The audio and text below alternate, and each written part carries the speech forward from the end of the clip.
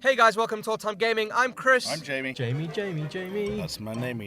And I'm Alex. And have either of you considered the great mysteries of the universe? Oh, like, why are we here and what's the meaning of life? Yeah. I try not to. Yeah, that's just as well, because this list has actually nothing to do with that. This list is all about 6 slightly less existential, but no less important, mysteries in video games. Dishonored is the perfect antidote to the usual assassinate 'em up, as your actions have very real consequences for the way the game plays out. For instance, kill anyone you see and the world gets darker, with more rats and more weepers. Want to play as a vicious bastard? Well then you are in luck, my psychotic friend. Thanks to the mysterious outsider, you have plenty of powerful ways to fuck with your enemies, such as sending a horde of filthy rats to chop them down. But wait, who exactly is the outsider? What does he want? Is he good or evil, Chris? Dunno. Debate rages across Reddit and in comment sections as to whether the outsider is an avenging angel with a mind towards justice, or a trickster god who just enjoys the mayhem caused by his interference. Harvey Smith, the co-creative director of Dishonored, has said that the outsider's brutal origins have given him a bitter attitude towards the abuse of power. He's also been said to have human emotion but with inhuman perception. Which Daredevil. again, possibly Daredevil. He's a blind.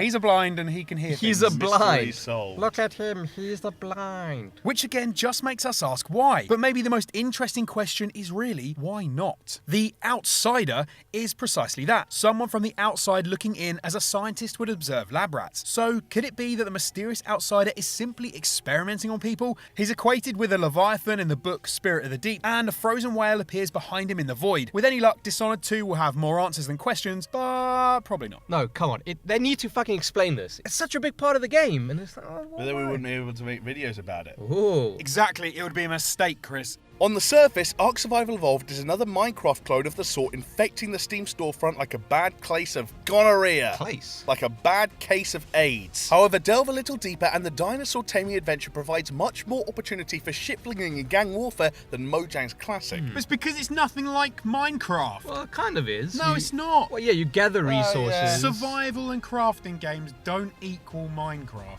Just because Well- Minecraft does survival and crafting. That's like saying friggin' Knights of the Old Republic I'm- is exactly the same as I'm- any other RTS. So I'm going to tell you my process as I start a new game, and you tell me when you know which one I'm talking about. I launch the game, I start a new game. I start off as a dude on some kind of island where there's like woodland and water and various other things. I need sticks to build somewhere that I can keep myself safe, because at nighttime it becomes more dangerous. Nope, I was talking about Minecraft. You weren't, because you don't get sticks. You have Yes, to... you do. You get wood and you get sticks from wood. You didn't say that. I You was said you get I sticks. need sticks. So I was just. you have to I get was- I was- wood, and I then was you just- make I was sticks. just about to run up to a tree and start beating the tree and getting stuff from it. You don't Oh, get sticks. guess what? You don't get sticks. You get planks. It's You the get- same you shit. get- It's you get- different. As soon as you Crops. open You're wrong, Jonesy. Yet for all the pretty graphics, there are still many questions that remain unanswered.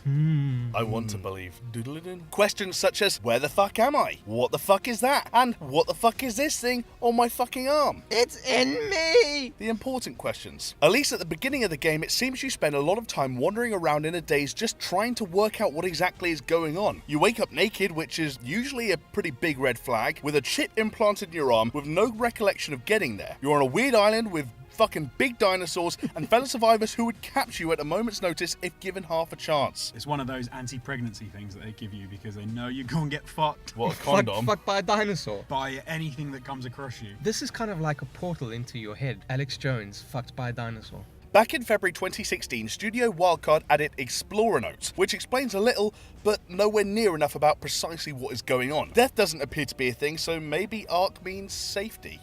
Maybe it's a safe haven for extinct species, and selected representatives from said species are sent there to preserve the gene seed. Who by? Maybe it's aliens. It's always aliens, right? I'm not saying it's aliens. It's always aliens. It's those aliens from that shit Nicolas Cage film, The Knowing, Oh god. where you get film a new Why'd you have planet. to go there? Such a shit film. Well, anyway, what do you guys think? Is Ark a survival vessel, and were we sent there by aliens, or is it all just a side story to Nicolas Cage's Knowing? Yes, and will Alex Jones be by a dinosaur? Right then, moving on. High on the list of items I would like in real life, a Pip-Boy from Fallout. Not only... Do you have a smartphone? Hey, look, Cheated it. this is like a Pip-Boy, except it's way fucking better than a Pip-Boy.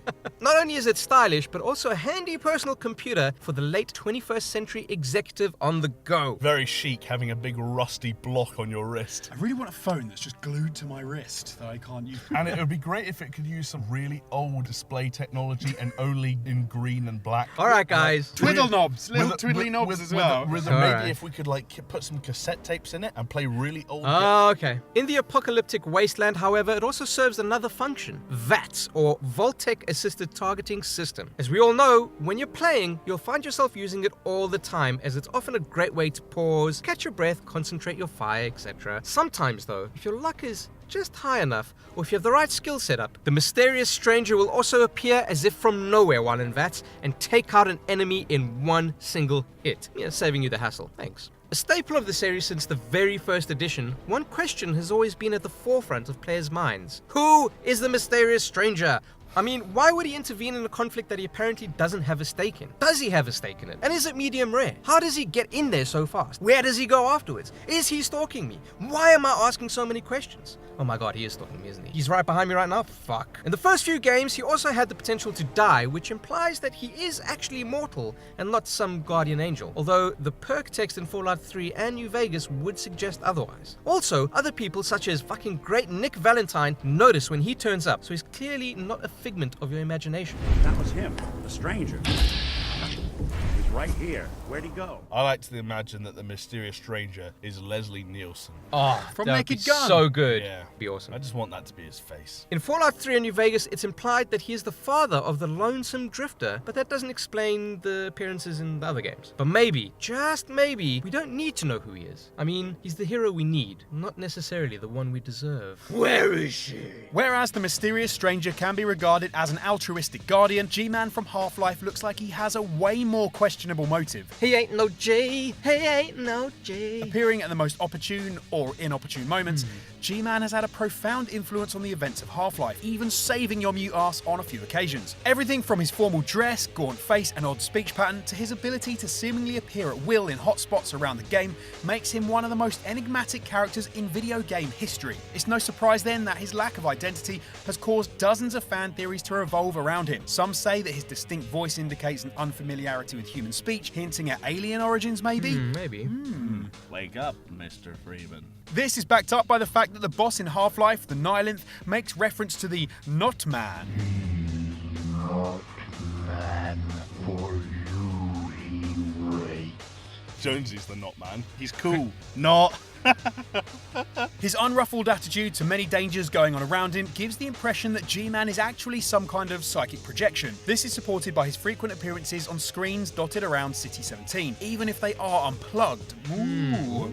Of course, there are other ideas about who G-Man is and what his intentions are. One theory alleges that G-Man is from an alternate dimension and is helping the Vortigons destroy the Combine. To achieve this, he used Earth as a battleground in order to prevent major losses for the Vorts. Another theory proposes that G-Man is a rogue Combine advisor who used Gordon Freeman as a tool to break Combine control over the Vorts so he could manipulate them himself. Bastard. But they became aware of his intentions to enslave them, which explains why he appears to not want to spend too much time around them. Because if you've previously tried to enslave people, they don't usually like to spend time with you. Basically, what I'm driving at is that nobody knows for sure, except for Valve, and they don't appear to be too hurried about letting us know anytime soon. Hashtag Half-Life Matter. Last year, if there was one game more beloved by critics and gamers than Undertale, then I haven't heard about it. Read the YouTube comments in any video, ever. Where's Undertale? Oh my god. It was the indie darling of 2015 thanks to its fresh narrative and engaging writing. And as with all indie games at the moment, there seem to be more questions left open to the fans than answers. Questions such as who is W.D. Gaster? There are veiled references to him throughout the game, but even after a year, they're none the wiser as to who this creepy man is. Now that hasn't prevented them from trying, of course. Mistress Spitfire on the Steam message boards has created a sizable dossier on Gaster, detailing who mentions him and where for other amateur sleuths to investigate. For example, in the bug hunting area, someone will ask you where your friend with a creepy smile has disappeared to. Someone will phone you and begin asking for Gaster before realising it's a wrong number and hanging up. In another area, by setting your fun value to 66, there's even a tease of meeting Gaster in person before he fades away. All the pieces of evidence are far too long for us to detail, but rest assured it's all extremely creepy. Just like Alex Jones. Who is Gaster beyond a mad scientist spread through space and time? Some have speculated that he's Sans' father, or that he's cut content. Others are convinced that Gaster is Sans' brother. Creator Toby Fox even posted a cryptic message on Tumblr as Sans that ended, "Not everyone is as tough as my brother." It might mean Papyrus, but could it also mean Gaster? Who knows?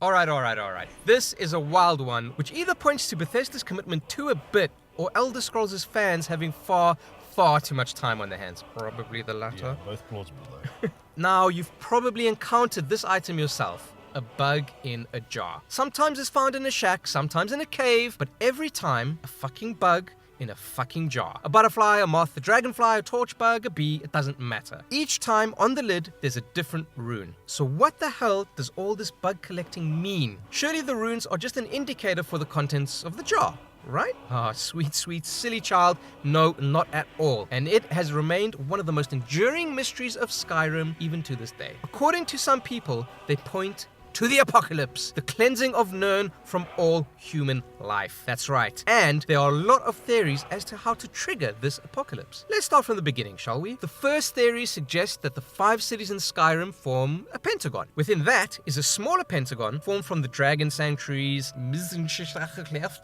that place, and of course the Tower Stone. In the center of this circle was a shrine to Talos. You're aware that pointing out like shapes in imagery is what Illuminati people. Guys, have you seen our logo?